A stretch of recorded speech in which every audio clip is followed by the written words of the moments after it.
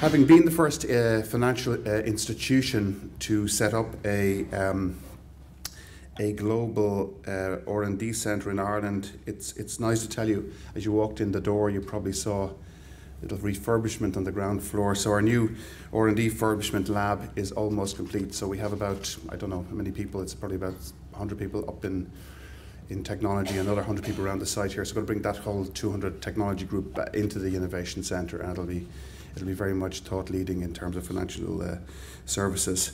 And we've pretty much bought 200 jobs on the back of that investment. So that old 1 year long discussion with the government on why you would fund a financial services R&D centre when there's no people in white coats designing physical product has actually turned out to be a fantastic success. And it's about business model redesign, it's about product innovation, services and operational innovation. So in that old context, let me get on to what's relevant here. We are a major global organisation. We operate in over 100 countries, and in fact we celebrate our 200th anniversary as an organisation in 2012. Lots of ups and downs over those periods. So in that context, a well-organised corporate social responsibility strategy can make a significant impact on the communities where we actually do business. So let me go to the second slide, 2 out of 5, remember? Yeah, so it worked.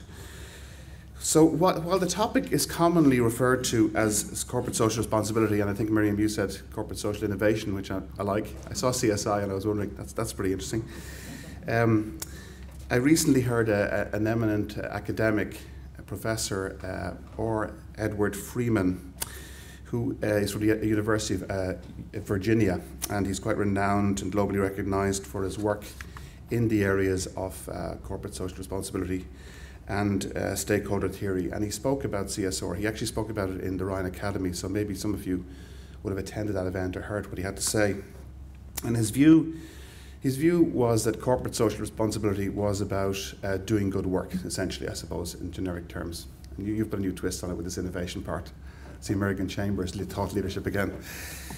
He argues that a better approach is actually to think of this mission as company stakeholder responsibility, company, not corporate, and stakeholder, because there's so many different parts involved. He cites that the use of the word company signals that all forms of value creation and trade need to be recognised. And he goes into quite a bit of insightful thought about that. He's actually on YouTube, so I recommend. He's a bearded chap.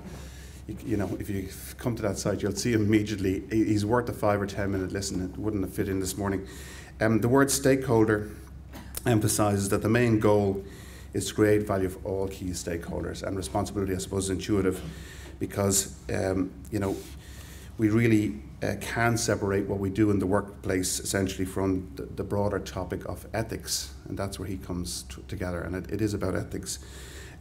So, you know, from an internal then, you know, people perspective, you know, as it says on the slide there, at the very top, it said employees who are satisfied with their organisation's commitment to social and environmental responsibility are likely to be more positive, more engaged, and more productive. I also think they actually create more energy, and that essentially leads to passion, and that in turn leads to well-being, as we all know. All that sort of gets into here at the end of the day. The overall Citi CSR strategy evolves around 7 principles, and you can see them in a circle there. They are the employability, the citizenship, charity support, environment, community, diversity networks, and board membership. So maybe it's just worth looking at what did we do as a community in 2011. So just starting with employability, the success here has been about making our workplace more accessible to a wider population who can bring talents to a wider world. That's the way we think about it. As such, we're delighted, for example, with the success of the FOSS programme, which we would incorporate within the CSR remit, and those 20 plus staff who now have joined us and become part of the various parts of the operation here. The Willing Able mentoring placements were a huge success also, as was our involvement with the workplace experience programs for the National Institute for Intellectual Disability at Trinity. On the citizenship part, employee volunteering and leadership of the various CSR programs from all divisions and levels of Citi is now the core driver for success of the programme. 2011, as we all know, is European Year of Volunteering, and on this metric, when we did the evaluation on the site here, nearly 20% of our employees have taken part in active volunteering of one sort or another this year. That's 20% of 2000. How am I doing okay? It's still showing 9 minutes left. Was I meant to press this? Okay. I'm doing this. Oh yeah. Okay, just stand up and wave. Okay, I'm not too long, but it's pretty interesting. We continue to support 2 universities on the Access programme, and as many of you know, access to third level education for young people who have certain types of background is quite challenging. So even with scholarships, there are other form of constraints in family life, and so it's pretty important to us to be part of that. And for these projects through the Citi Foundation, we're funding the outreach programme for 50 secondary schools at this point in time. Potential access students will be tutored by and also learn how to plan their careers and what subjects they must choose before it's too late.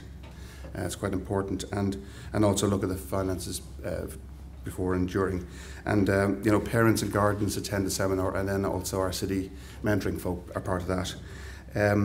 The aim really is to increase, as we know, third level access for those targeted schools. On the charity support side, the volunteers have given their time to the Irish Cancer Society, Junior Achievement, the Network for Teaching Entrepreneurship, the Jack and Jill Foundation, which was our the charity of the year this year, which essentially voted on the web by staff, and they choose it. Habitat for Humanity, St Vincent de Paul, Age Ireland, and the Belvedere Youth Club, just to name but a few. And top-up grants then are given to employees for their chosen activity as well. On the environment, very quickly, to reduce our impact on the environment, we've introduced energy saving and monitoring equipment, as well as increasing our year-on-year recycling efforts on site. There's been a reduction of 28% in our greenhouse emissions and 23% in our water consumption this year. So it's and we have a passionate team around that whole topic. We've a dedicated employee green team to raise awareness of environmental issues. And specific green team successful events this year were around smarter travel practices, the pedometer challenge. I'm probably thinking I probably should have gone for the pedometer challenge, and there was a beach cleanup exercise as well. On the community then, we work with local community to provide financial assistance to local schools in the area. On the diversity networks, we have 5, for our diversity programs, we have 5 employee networks. We have Citi Women, Citi Identity, Citi Parents, Citi Pride, and Citi Disability. In fact, that shopping mall that's being created outside today is being run by Citi Parents. And these networks are really set up to really manage and promote an inclusive environment. So those teams have worked, teams have worked quite well. They run the programs on a wide range of topics and partners during the year. So pretty much 40 events or so are run each year. So this place is always a buzz internally and externally. And there's been a lot of accolades won, which I'll mention briefly. On the board membership, at this point in time, the metric here is how many people are giving up their time to be actively involved in driving change of the various community board, charity or the stakeholder boards. At this point in time, we have 11 senior employees sitting on non-for-profit boards. So that's sort of snapshot of 2011. Then quickly, on the awards, as we all know from the time when we're children, we like to be loved. We like to be encouraged and told that that we're doing a good job. So people get a sense of ownership and feedback when they hear they've got an award, and that's the various teams were delighted to receive recognition from all these: the Cancer Society, O2 Ability, Chambers Ireland, SEIA, the Sustainable Energy Ireland Authority on Taishka, the Green Awards, the National Training Awards, Grad Ireland, MAMA, Mama. Mama always likes to give you awards, and the Junior Achievement, to name but a few.